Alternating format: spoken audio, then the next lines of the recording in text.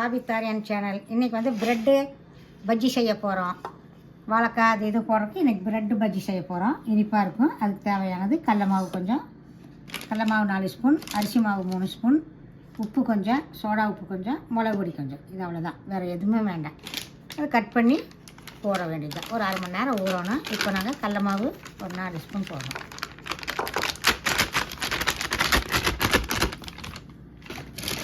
அரிசி மாவு ஒரு 3 ஸ்பூன் போடும், 3 ஸ்பூன் போடும். முறுமுறுப்பு கொடுக்கும், அதனால தான் முறுமுறுப்பு கொடுக்கும். கொஞ்சம் தேவையான உப்பு, கொஞ்சம் சோடா உப்பு,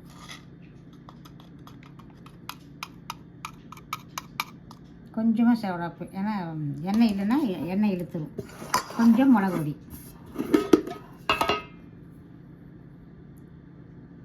ஒரு 1/4 ஸ்பூன் மிளகு பொடி.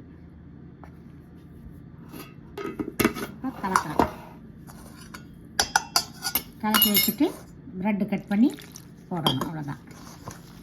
குழந்தைங்க நல்லா விரும்பி, இனிப்பாகவும் இருக்குது, ருசியாகவும் இருக்குது. ப்ரெட்டுனால குழந்தைங்க நல்லா விரும்பி சாப்பிடுவாங்க.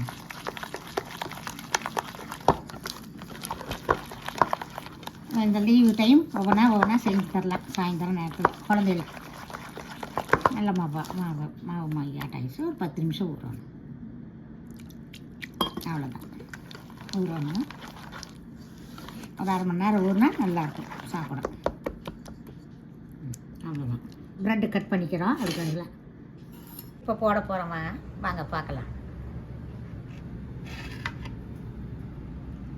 அப்புறம் பாருங்கள், வடைச்சட்டி வச்சிட்டோம்.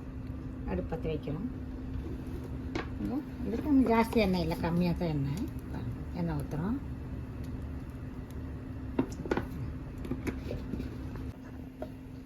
இப்போ எண்ணெய் காஞ்சிச்சு பாருங்க. இப்படி போட்டுச்சு முக்கி போடுறது தான். நிறைய வேலையெல்லாம் எதுவுமே இல்லை. குழந்தைகளும் விரும்பி ப்ரெட்டுன்னு மாதிரி சாப்பிட்டுக்குவாங்க. சாப்பிடாத குழந்தைங்க.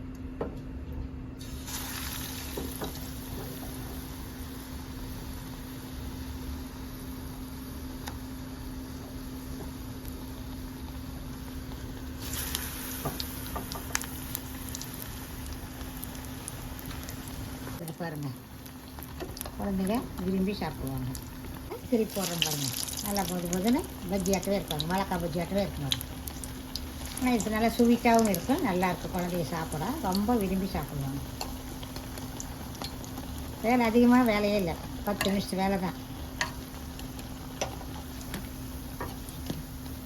நல்லாவும் இருக்குது, டேஸ்ட்டாகவும் இருக்குது. பெரியவங்களும் சாப்பிட்லாம். ப்ரெட்டு பஜ்ஜி ரெடி ஆகிடுச்சு பாருங்கள். இதுக்கு சட்னி கிட்னி எதுவுமே வேண்டாம். இதே ஸ்வீட்டாக இருக்கனால குழந்தைங்க நல்லா விரும்பி சாப்பிட்டுக்குவாங்க. உடம்புக்கும் நல்லது ப்ரெட்டுனால.